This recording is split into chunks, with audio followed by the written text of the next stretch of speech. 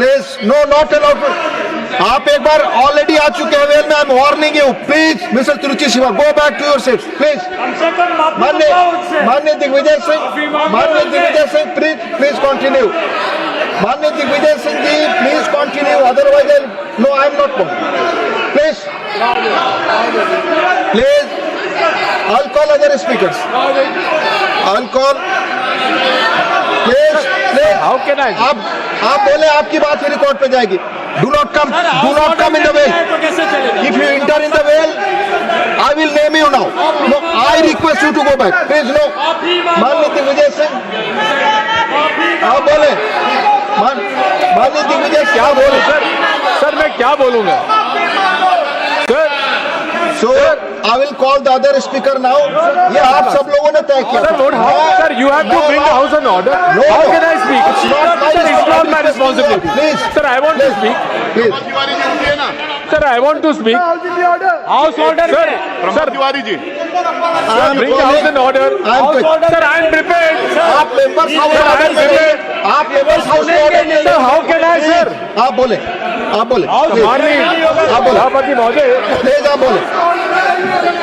माननीय दिग्विजय जी प्लीज आप बोले। तब बोलेंगे। प्लीज सर मेरे एलओपी मांग रहे सर। प्लीज एलओपी साहब को मैं सुबह मौका दे चुका हूं बोलने के लिए। प्लीज नहीं, ऑलरेडी सुबह में बोल चुके हैं माननीय एलओपी। एक मिनट देंगे आप? सुबह में ऑलरेडी मैंने सबसे पहले आपको दिया था वक्त। साहब, सुबह में एजुकेशन मिनिस्टर आए नहीं थे। प्लीज सुनिए बोलने दीजिए, विषय पे हम लोग साहब जी। क्या डिक्टेटरशिप हो गया? मैं आपसे हाथ जोड़ के विनती कर रहा हूँ को अनुरोध कर रहा हूँ, माननीय दिग्विजय जी को बोलना है। नहीं विषय मैं बोलना है, हम बोलने के लिए तैयार भी किए हैं और आपको क्या क्या ठोकना है ठीक से ठोकेंगे। लेकिन सर, आप बहस आपस में करेंगे। आपसे उम्मीद करता हूं कि आप बातचीत में आप बड़े अनुभवी हैं, आपसे लोग सीखेंगे। उनको ठोकेंगे, सरकार को ठोकेंगे, सरकार को ठोकेंगे। मैं आप सुनिए please sir, no tell, please go back to your seats. No देखिए प्लीज क्या है आज सर, प्लीज माननीय LOP leader of house please. Sir आप साहब सर बहुत ही मैं देता हूँ, please let him go please. Sir मैं आपको देता हूँ मौका इसके बाद, प्लीज बोले आप। सर बहुत ही दुख की बात है कि आपने अभी लीडर ऑफ द ऑपोजिशन, जो इतने तजुर्बेकार, लंबे समय तक जिन्होंने संसदीय कार्य के रूप में प्रदेश में भी और पार्लियामेंट में भी, लोकसभा में भी और राज्यसभा में जिन्होंने नेतृत्व भी किया और सदस्य के रूप में भी काम किया, अभी जो उन्होंने भाषा का उपयोग किया और चेयर पर एक्सपर्शन किया है, यह अति निंदनीय है, अति निंदनीय है। This is condemnable, this is to be condemned by one and all, including the LOP. He should condemn and he should apologise. जो शब्द का उपयोग किया है चेयर के प्रति, जो the word and the language used against the chair, it is unpardonable. वो अस्वीकार्य है और वो माफी योग्य नहीं है। फिर भी एलओपी को माफी मांगनी चाहिए और बताना चाहिए, अपने शब्दों को वापस लेना चाहिए, नहीं तो उसको एक्सपंज करना चाहिए।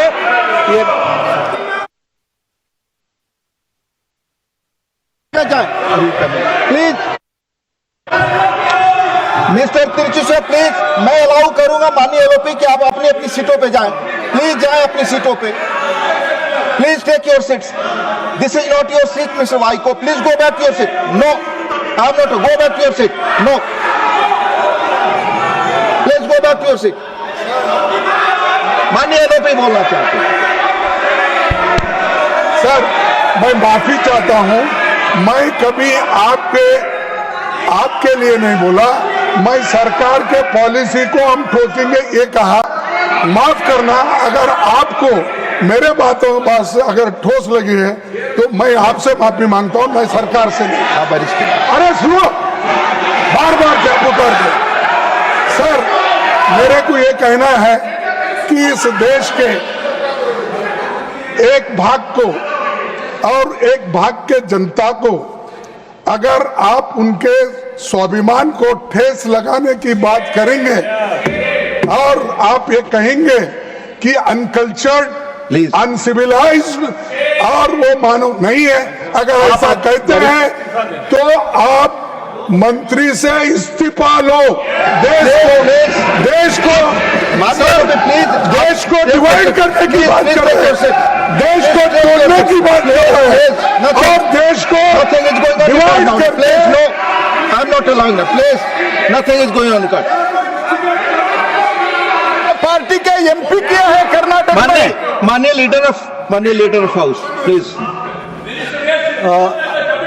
अच्छा है कि माननीय विपक्ष के नेता सम्माननीय खड़गे जी ने अपने वक्तव्य को उन्होंने चेयर से माफी मांगी है। ये उनका एक सांसद के रूप में और एक वरिष्ठ नेता के रूप में ये जेस्चर जो है ये सराहनीय है।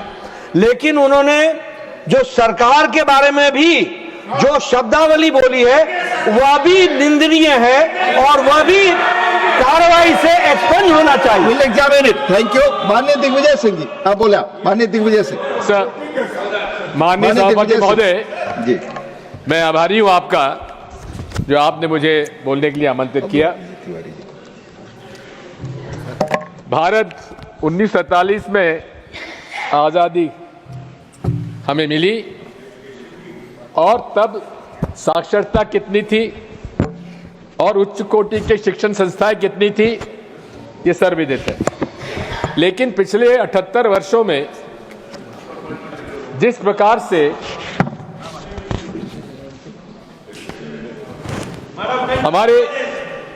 हमारे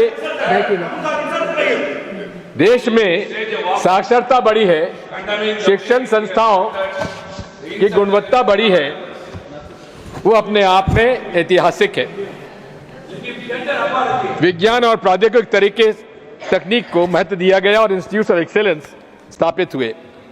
मेरे मत से नीति में एक्सेस यानी पहुंच और एक्सेलेंस यानी गुणवत्ता आवश्यक है।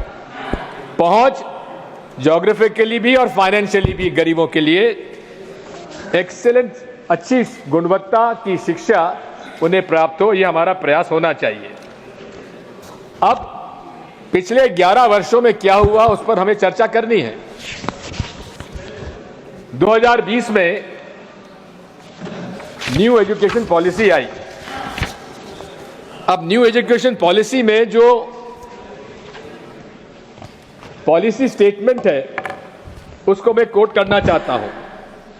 It aims at producing engaged, productive and contributing citizens for building an equitable, inclusive and plural society as envisaged in the Constitution. माननीय सभापति जी, क्या नई एजुकेशन पॉलिसी के क्रियान्वयन में इस पॉलिसी स्टेटमेंट का पालन हो रहा है? उस पर हमें देखना पड़ेगा। कस्तूरी रंगन जी की रिपोर्ट जो थी वो ड्राफ्ट कुछ और था और जो सरकार ने न्यू एजुकेशन पॉलिसी घोषित की वो कुछ और थी। 1986 में जब नई एजुकेशन पॉलिसी आई थी, मैं लोकसभा का सदस्य था उस समय। उस पर लोकसभा में चर्चा हुई थी, सदन में चर्चा हुई थी, लेकिन 2020 के न्यू एजुकेशन पॉलिसी की कोई चर्चा सदन में नहीं हुई। अब बात यही है, क्या गरीबों के लिए न्यू एजुकेशन पॉलिसी में एक्सेस है, पहुंच है और एक्सेलेंस की तरफ हम लोग जा रहे हैं कि नहीं जा रहे हैं, यह विषय है। बात यही है कि क्या नई एजुकेशन पॉलिसी आने के बाद स्कूली शिक्षा और उच्च शिक्षा महंगी होगी या नहीं होगी? क्या उच्च कोटि की शिक्षा के लिए उच्च कोटि के शिक्षकों का चयन होगा या नहीं होगा? क्या उच्च कोटि का प्रशिक्षण उनका होगा कि नहीं होगा? क्या उच्च कोटि की शिक्षा के लिए वाइस चांसलर्स व प्रोफेसर्स का चयन ठीक होगा कि नहीं होगा? इन सब बातों को लेकर हमें इस पर चर्चा करनी है। मैं आपसे निवेदन करना चाहता हूं कि न्यू एजुकेशन पॉलिसी में जो यूनिवर्सल एक्सेस का उद्देश्य बताया है, मैं उससे सहमत हूं और इसीलिए आंगनवाड़ी यानी कि 3 वर्ष से लेकर 18 वर्ष तक बच्चों के लिए यूनिवर्सल एक्सेस की नई शिक्षा पॉलिसी में उसका समावेश किया। मैं उसके पक्षधर हूं। लेकिन क्या विमेन चाइल्ड डेवलपमेंट, महिला बाल कल्याण व शिक्षा विभाग का जो कन्वर्जेंस होना चाहिए प्री प्राइमरी लिटरेसी में और बाद में, उस पर आज भी कंफ्यूजन है। 5 साल हो गए न्यू एजुकेशन पॉलिसी को। मैं कहना चाहता हूं कि बाल वाटिका में बच्चों को मिड डे मील पीएम पोषण से दिलाया जाता है जो एजुकेशन विभाग में है, और आंगनवाड़ी को सक्षम आंगनवाड़ी योजना से मिलता है। नेशनल गाइडलाइन ऑफ फंडिंग में असमानता है। शिक्षकों का प्रशिक्षण भी व्यवस्था अलग है। कहने का मेरा मतलब है कि अभी भी शिक्षा विभाग और महिला बाल विकास ने जो समन्वय करना चाहिए था, होना चाहिए था, वो नहीं हुआ है। मेरा ये सुझाव है माननीय मंत्री जी, इसे गंभीरता से लेने की आवश्यकता है और मैं निवेदन करूंगा माननीय प्रधानमंत्री जी इसमें एक मिशन मोड में इसको डालें, और उस मिशन मोड के अंदर इसलिए डालें क्योंकि आज भी अगर आप देखेंगे तो गरीब गरीब होता जा रहा है, अमीर अमीर होता जा रहा है, और इस देश में 52% जो गर्भवती महिलाएं हैं वो एनेमिक हैं। 39% बच्चे आज कुपोषित हैं। इन सबको विशेष तौर पर ध्यान देने की आवश्यकता है। मैं आपसे अनुरोध करना चाहता हूं इस प्रकार से फाउंडेशन लिटरेसी और न्यूमरेसी की घोषणा की गई, हम उसके पक्षधर हैं। लेकिन माननीय प्रधानमंत्री जी ने जो अपना भाषण दिया था न्यू एजुकेशन पॉलिसी में, उन्होंने कहा था रीडिंग फ्लुएंसी को हम निरंतर रखेंगे, लेकिन उसको माननीय शिक्षा मंत्री जी आपने उसको छोड़ दिया। अब मैं आता हूं एक्सेस यानी कि पहुंच। इसमें नए एजुकेशनल कॉम्प्लेक्स बनाने का प्रस्ताव है, यानी कि क्लस्टर ऑफ एजुकेशनल इंस्टीट्यूशंस को एक जगह उनको समझ को डाला जाएगा। इसके कारण कई स्कूल हमारे बंद हो रहे हैं। राइट टू एजुकेशन का जो प्रोविजन है, जो कि कानून है कि 1 किलोमीटर से ज्यादा प्राथमिक शाला नहीं होना चाहिए, उसका उल्लंघन हो रहा है।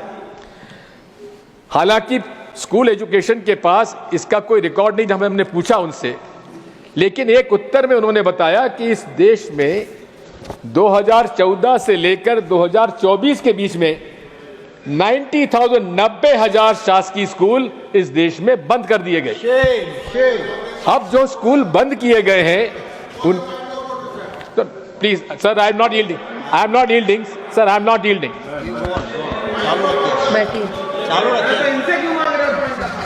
Yielding, let me finish. माननीय तिवारी जी हमारी समिति के सदस्य हैं, उसमें हम लोगों की इसमें चर्चा हुई है, उनकी सहमति थी उसके अंदर। मैं इसी के बाद कहना चाहता हूं कि जहां ग्रॉस एनरोलमेंट रेशियो बड़ा है, हम स्वीकार करते हैं, जीईआर बड़ा है, वहीं ड्रॉप आउट रेट कम हुई है, हम उसकी प्रशंसा करते हैं। लेकिन यदि जब जीईआर बड़ा है और ड्रॉप आउट रेट कम हुई है तो छात्रों की संख्या बढ़ी है। लेकिन छात्रों की संख्या जब बढ़ी है तो क्या शिक्षकों के पद बढ़े? क्या उसके लिए समग्र शिक्षा अभियान के अंतर्गत बजट बढ़ा है? बजट नहीं बढ़ पाया है। मैं आपसे अनुरोध करना चाहता हूं, यही नहीं है, मध्य प्रदेश का मैं आपसे कहना चाहता हूं, 30,000 स्कूल बंद किए गए और साथ में अब आप बताइए जो गरीबों के बच्चे शासकीय स्कूल में पढ़ते हैं वो कहां जाएंगे? वो निराश होकर उन्हें निजी स्कूलों में जाना पड़ेगा। और ये अब बताया जा रहा है कि लगभग 50,000 नए प्राइवेट स्कूल खुले हैं 2014 के बाद जो फीस लेंगे। इसका मतलब यह है कि जो हमारा एक शंका थी कि न्यू एजुकेशन पॉलिसी गरीबों के लिए महंगी होगी और साथ में शिक्षा के उच्च शिक्षा में भी कई कारण जो मैं बताऊंगा महंगा होगा। मैं अनुरोध करना चाहता हूं कि आरटीई में 3 साल से 18 साल, इसमें एनईपी में 3 साल से 18 साल तक का संकेत किया गया है और ड्राफ्ट पॉलिसी में भी ऐसा है। इसलिए अनुरोध करूंगा कि राइट टू एजुकेशन पॉलिसी में भी जो बच्चों का जो 6 साल से 14 साल तक का प्रावधान है उसे बढ़ाकर 3 साल से 18 साल तक किया जाए। मेरा यह भी आपसे प्रार्थना है कि हमें जो बच्चे स्किल दूसरे उसमें 8वीं कक्षा के बाद हमें इसका थोड़ा सा सर्वेक्षण करना चाहिए, काउंसलिंग करने की आवश्यकता है कि जिस बच्चे में जो हुनर है उसकी तरफ उसे स्किल डेवलपमेंट की तरफ लाना चाहिए। और स्किल डेवलपमेंट के लिए अभी जितने भी हमारे मिशन के कार्यक्रम हैं वो 18 साल के बच्चों के बाद है, इसलिए उसमें भी परिवर्तन करके उन्हें लगभग 14 साल के बाद ही स्किल डेवलपमेंट के लिए प्रोत्साहित करने की आवश्यकता है। माननीय सभापति जी, मुझे इस बात की आपत्ति है और दुख भी है कि ये देश जो कि सांप्रदायिक सद्भाव का एक उदाहरण है, जहां अनेकता में एकता का एक उदाहरण है, वहां एनसीईआरटी की कुछ किताबों में सांप्रदायिकता का संकेत नजर आते हैं। यही नहीं है, इतिहास को भी नए ढंग से प्रस्तुत करने का प्रयास है। गलत तरीके से महात्मा गांधी की हत्या के बाद जो हुआ उसको सिलेबस से निकाल दिया गया। इसी प्रकार हिंदू मुस्लिम एकता के जो विषय पर उसको निकाल दिया गया और यहां तक कि जो एनसीईआरटी किताबों में संविधान का प्रियम्बल की बाध्यता थी, वो तो धन्यवाद दूंगा मैं हमारे विपक्ष के नेताजी को जिन्होंने कि इस बात को बताया यहाँ, उसकी वजह से आप मजबूरी में एनसीईआरटी ने स्वीकार किया है कि हम प्रियम्बल का समावेश हर एनसीईआरटी किताब में करेंगे। उसके लिए मैं माननीय मंत्री जी को धन्यवाद दूंगा। माननीय सभापति महोदय, मैं ये भी कहना चाहता हूं कि इस हमारे केंद्र सरकार के जो विद्यालय चलते हैं, नेहरू नवोदय जवाहरलाल नवोदय विद्यालय और केंद्रीय विद्यालय, हर जगह इसकी प्रशंसा है, कम फीस है और उच्चतम शिक्षा ग्रहण करने की दी जाती है। लेकिन उसके अंदर अब नई बात आ गई है कि पीएमसी स्कूल नए आ गए हैं और इन पीएमसी स्कूल में उन्हें समावेश करने का प्रयास किया जा रहा है। लेकिन इन नवोदय विद्यालय और केंद्रीय विद्यालय में माननीय सभापति महोदय 7,414 पद खाली हैं नवोदय विद्यालय में और 6,734 पद पर कॉन्ट्रैक्ट टीचर्स अपॉइंट हैं। इसी प्रकार केंद्रीय विद्यालय में और पहला मैंने विषय जो था केंद्रीय विद्यालय में थे, केंद्रीय विद्यालय में 7,414 पद खाली हैं और 6,734 पद कॉन्ट्रैक्चुअल हैं। नवोदय विद्यालय में भी 4,022 पद खाली हैं और उसमें 3,233 पद कॉन्ट्रैक्ट पर हैं। इसी प्रकार मध्य प्रदेश में 70,000 पद खाली हैं, 70,000। बात वही है, क्या कारण है, क्या नीति है माननीय मंत्री जी कि आप नियुक्तियां क्यों नहीं कर रहे हैं?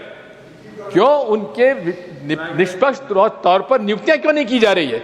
क्योंकि ये चाहते हैं कि उनकी विचारधारा से प्रभावित लोगों की नियुक्ति वो पिछले दरवाजे से कॉन्ट्रैक्ट रूप में करें, ये उसकी नीयत है। मैं आपसे पूछना चाहता हूं, प्रशिक्षण पर महत्व दिया गया एनईपी में, लेकिन क्या कॉन्ट्रैक्ट टीचर्स को आप कोई ट्रेनिंग देंगे और कॉन्ट्रैक्ट पे टीचर्स को ट्रेनिंग भी दी तो कितने दिन की ट्रेनिंग आप देंगे और कब तक वो काम करेंगे, इसका कोई उल्लेख नहीं है। माननीय पीएमसी स्कूल का मैंने उल्लेख किया। पीएमसी स्कूल जो इंफ्रास्ट्रक्चर के लिए दिए गए थे और राज्य सरकारों के को दिए जाना चाहिए था, लेकिन उन्होंने उसमें नवोदय विद्यालय के 661 में से 621 उसमें शामिल कर लिए और केंद्रीय विद्यालय के 1256 में से 869 शामिल कर लिए। इसका क्या औचित्य था माननीय सभापति महोदय? नवोदय विद्यालयों की मांग बढ़ रही है। अभी ये नीति आपकी थी कि नवोदय विद्यालय जो हैं हर जिले में स्थापित किए जाएंगे। अब पूरे देश में ऐसे भी जिले हैं जहां एक असेंबली कॉन्स्टिट्यूंसी है और ऐसे भी जिले हैं जहां 10 कॉन्स्टिट्यूंसी है। इसलिए इसको जिले के आधार पर ना होकर जनसंख्या के आधार पर आप इसकी नीति बनाएं।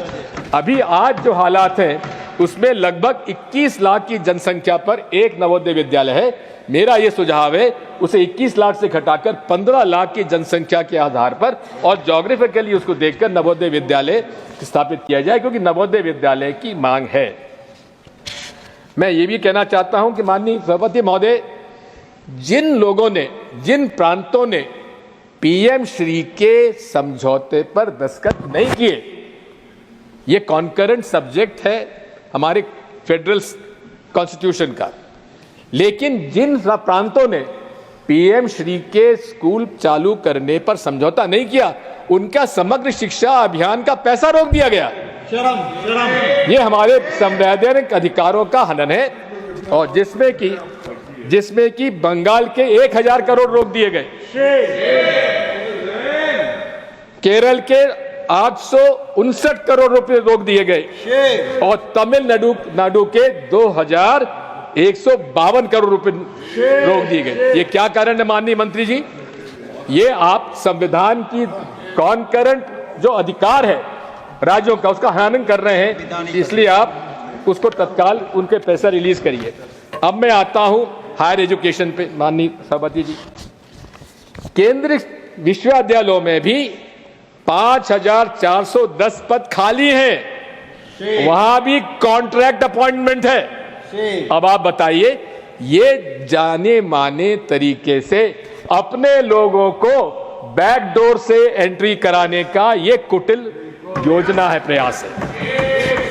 मैं ये भी निवेदन करना चाहता हूं कि क्या इससे हमारे एसटी, एससी, ओबीसी के लोगों को उनकी नियुक्तियों का हनन नहीं हो रहा है? क्या उनके कॉन्स्टिट्यूशन के अधिकारों का हनन नहीं हो रहा है? इसका उत्तर माननीय मंत्री जी को देना चाहिए।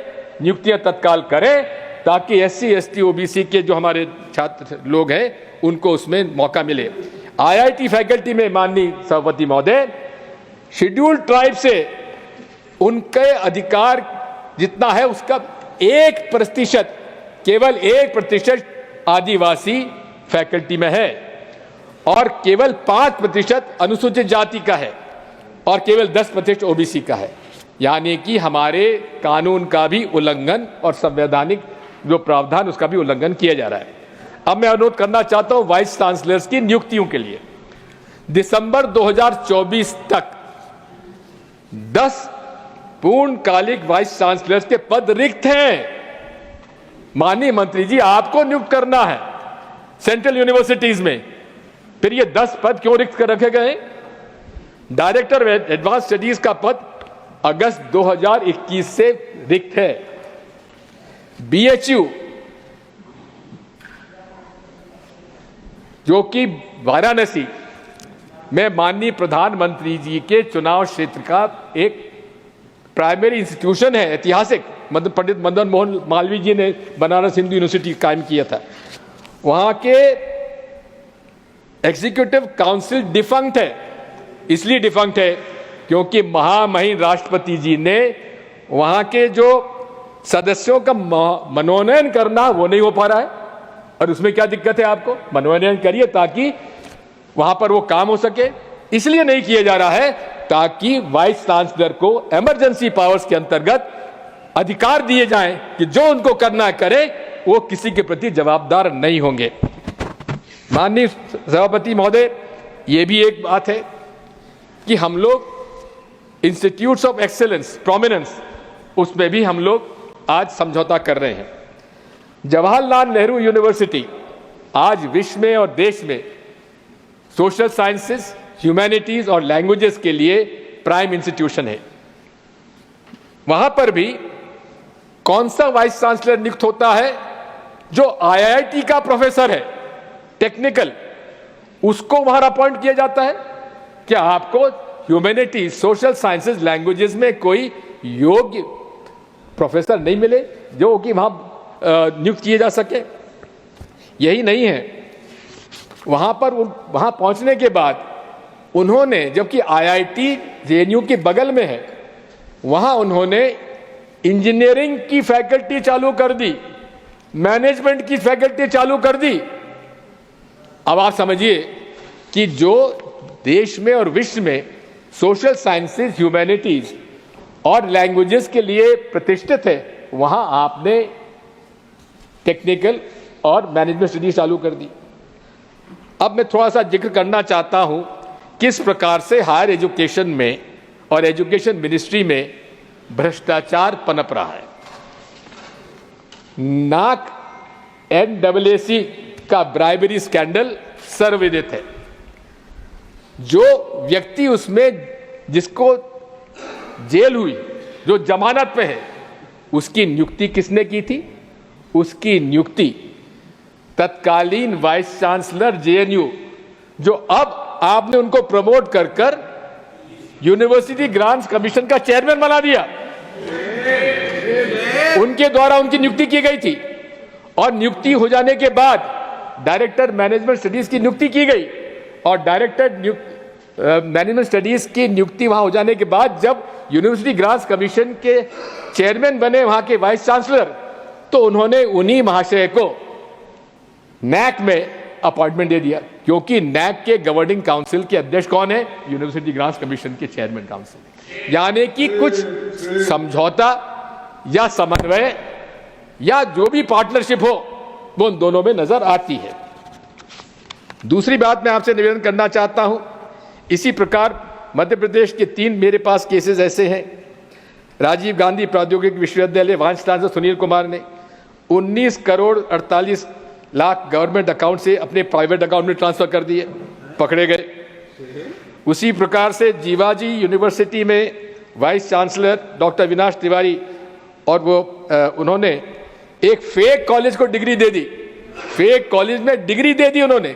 जब वहां के गवर्नर को मालूम पड़ा तो उनको इस्तीफा देने के लिए मजबूर किया गया और उस पर उनके खिलाफ प्रकरण दर्ज किया गया।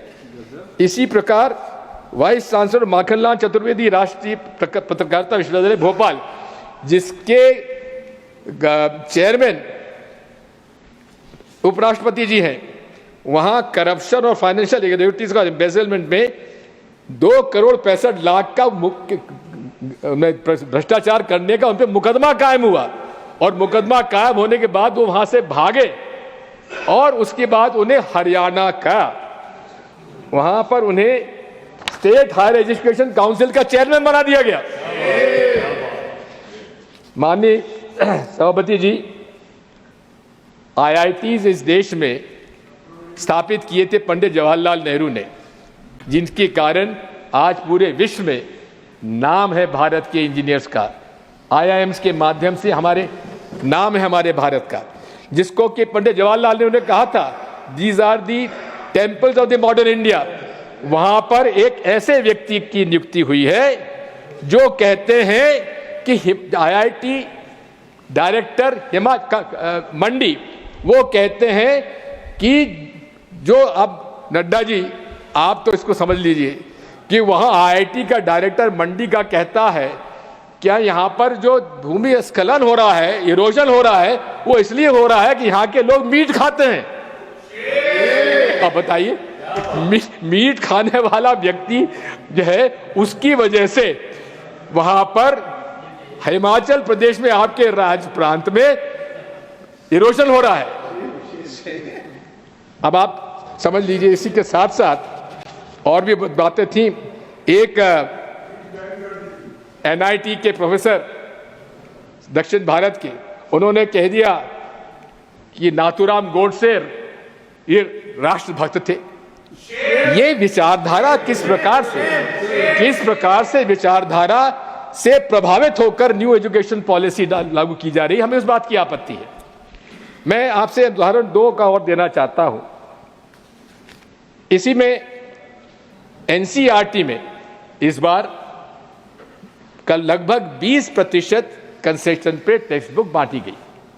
कारण यह है कि वहां पर उन्होंने इस बात का ध्यान दिया कि निष्पक्षता से कागज की खरीद होना चाहिए। मैंने जब उनसे पूछा तो उन्होंने बताया कि इस भाव में कागज खरीदा गया। तो मैंने उनसे पूछा कि पिछले 5 सालों में क्या रेट से कागज खरीदा गया। आज तक उसका मुझे उत्तर नहीं मिला है, लेकिन मुझे इसकी जानकारी मिली है कि भारी भ्रष्टाचार खरीद में होता है। मैं इसी के साथ साथ 2 ऐसे उदाहरण देना चाहता हूं। एक उदाहरण है एक ऑटोनोमस माइनॉरिटी इंस्टीट्यूशन जो देश में विख्यात है, Saint Stephen's College. Saint Stephen's College के प्रिंसिपल जो कि 5 साल से वहां कार्यरत हैं, उनको 5 साल के बाद नियुक्ति के अधिकार उनको नहीं दे रही है दिल्ली यूनिवर्सिटी के। यहां पर वाइस चांसलर उन्हें नियुक्ति के अधिकार नहीं दे रही है, प्रमोशन रोक दिए गए हैं। वहां पर लगभग 100 फैकल्टी मेंबर्स के पोस्ट वेकेंट हैं। कहां पर? जो देश का सबसे सर्वमान्य, मैं तो हरदीप पुरी साहब से कहूंगा कि आप जरा इसको देखिए कि सेंट स्टीफन के साथ क्या हो रहा है। हिंदू कॉलेज के, वो हिंदू कॉलेज के हो तो आपकी राइवलरी भले हो सकती है सेंट स्टीफन के साथ। तो बस इसमें निवेदन करता हूं कि इसमें 100 पद खाली। इसी प्रकार से जेएनयू के अंदर भी, जो कि देश का एक प्रमाणित और विख्यात इंस्टीट्यूशन है, वहां 150 फैकल्टी मेंबर्स के प्रमोशन केस पेंडिंग है। 30 फैकल्टी एलिजिबल एसोसिएट प्रोफेसर अब भी असिस्टेंट प्रोफेसर बने हुए हैं। 30 फैकल्टी एलिजिबल प्रोफेसरशिप के लोग अभी भी असिस्टेंट प्रोफेसर बने हुए हैं। 50 फैकल्टी एलिजिबल फॉर प्रोफेसरशिप के वो अभी भी एसोसिएट प्रोफेसर बने हैं। यानी कि कुछ तो ऐसे लोग हैं कि उनके छात्र वो उनके सीनियर हो गए। ये हालत है जेएनयू की, क्योंकि जेएनयू एक ऐसी संस्था है जो गरीबों को, गरीब परिवार के बच्चों को उच्च श्रेणी की शिक्षा देती है, जिसके साथ ये समझौता किया गया है। मैं ये भी कहना चाहता हूं कि यूनिवर्सिटी ग्रांट्स कमीशन पहले ग्रांट दिया करता था, लोन नहीं देता था। अब नीति परिवर्तित की गई है और हायर एजुकेशन फाइनेंसिंग अथॉरिटी का गठन किया गया है। इसका मतलब यह है कि यूनिवर्सिटी ग्रांट्स कमीशन अब कोई ग्रांट नहीं देगा। हैफा के माध्यम से आप लोन लीजिए, और लोन लीजिए यानी कि लोन पटाइए। अब लोन पटाने के लिए उनको तो फीस बढ़ानी पड़ेगी। फीस जब बढ़ानी पड़ेगी तो प्राइवेट यूनिवर्सिटीज तो फीस बढ़ाएंगी और सरकारी यूनिवर्सिटीज को भी बढ़ानी पड़ेगी। मैं आपसे अनुरोध करना चाहता हूं कि इसमें विशेष तौर पर ध्यान देने की आवश्यकता है और यूनिवर्सिटी ग्रांट्स कमीशन को जो अधिकार था ग्रांट देने का, वो कायम रखना चाहिए। अब स्कॉलरशिप्स में भी जूनियर रिसर्च फेलोशिप पेमेंट्स जो कि मिलना चाहिए, वो महीनों तक उनको नहीं मिल पाते हैं। National living science talent search examination जो कि बजट के कमी कारण बंद कर दी गई है।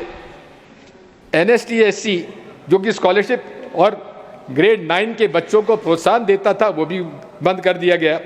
मौलाना Azad national fellowship scholarship for students minority community जो कि लॉन्च हुई थी, उसको भी 2020 से समाप्त कर दिया गया।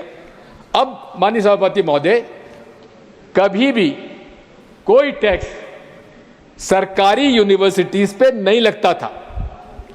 अब जीएसटी आने के बाद सरकारी यूनिवर्सिटी से भी जीएसटी ली जा रही है। सरकारी 18% शिक्षा बेचने की न्यू एजुकेशन पॉलिसी है ये। इसी के साथ साथ मैं निवेदन करना चाहता हूं, मेरा यह सुझाव है कि टेक्स्ट बुक और रिसर्च के जो भी इक्विपमेंट और सामान है, और सरकारी और प्राइवेट यूनिवर्सिटीज पर जीएसटी और सारे टैक्सेस माफ होना चाहिए, हम लोग डिमांड करते हैं। रिसर्च पर भी विशेष तौर पर ध्यान देने की आवश्यकता है। पहले एक जमाने में जितना रिसर्च पर खर्च होता था वो रिसर्च धीरे धीरे कम होता जा रहा है। 9% शेयर जो इंडिया का एक्सपेंडिचर था रिसर्च डेवलपमेंट पे यूनिवर्सिटीज़ का, उसमें भी कमी की गई है। नीति आयोग ने खुद ने ये रिपोर्ट दी है कि इसमें इनोवेशन और कमर्शियल रिसर्च पर ज़्यादा खर्च करने की आवश्यकता है, जो कि नहीं हुआ है। 2021-22 में स्टेट यूनिवर्सिटी को 40% PhD स्टूडेंट्स को ये दिया जाता था, लेकिन अब स्टेट यूनिवर्सिटीज़ को इसमें लाभ नहीं दिया जा रहा है।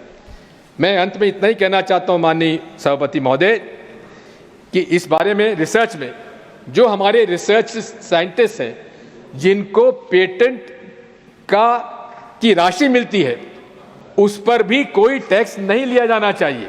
एज एन इंसेंटिव उनको अपने पेटेंट से रॉयल्टी मिलती है, उसको रखने के लिए मौका दिया जाना चाहते हैं। माननीय सभापति महोदय, आई विल कंक्लूड। हालांकि मोदी जी कहते हैं सबका साथ, सबका प्रयास, सबका साथ, लेकिन करते हैं कुछ लोगों का विकास।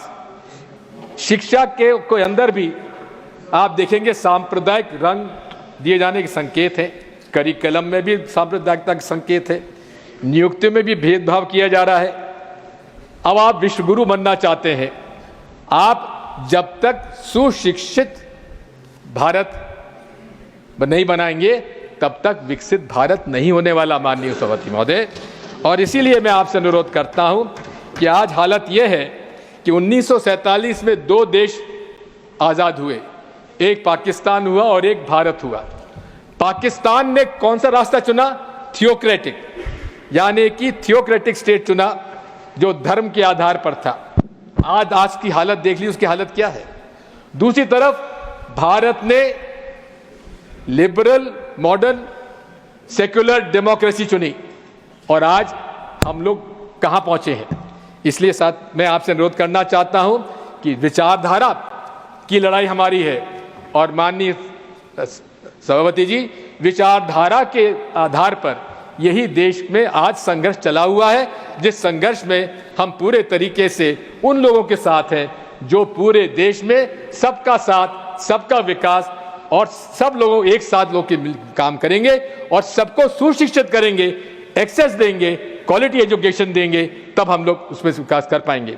आखिर में मैं इतना आपसे कहना चाहता हूं, हमारे पुरी साहब, हरदीप पुरी साहब इस बारे में ध्यान रखते होंगे। एक पाकिस्तान की मशहूर शायरा है फहमीदा रियाज ने जब यहाँ की घटनाएं देखी तो उन्होंने एक कविता पढ़ी, नज़्म लिखी। उस नज़्म में कुछ मैं पैरा आपको बताता हूं। तुम भी बिल्कुल हम जैसे निकले, यानी कि पाकिस्तान की शायरा कह रही है, भाई भारतीय तुम भी हम जैसे निकले, अब तक कहां छिपे थे भाई। वो मूर्खता, वो घामड़पन जिसमें हमने सदी गंवाई, यानी कि एक सदी पाकिस्तान ने गंवा दी, आखिर पहुंची द्वार तुम्हारे। अरे बधाई, बहुत बधाई। ये हालत आपकी विचारधारा ने, आपके 11 साल के शासन ने और आपकी 2020 की शिक्षा नीति करने जा रही है, इसलिए हम आप इसका विरोध करते हैं। धन्यवाद।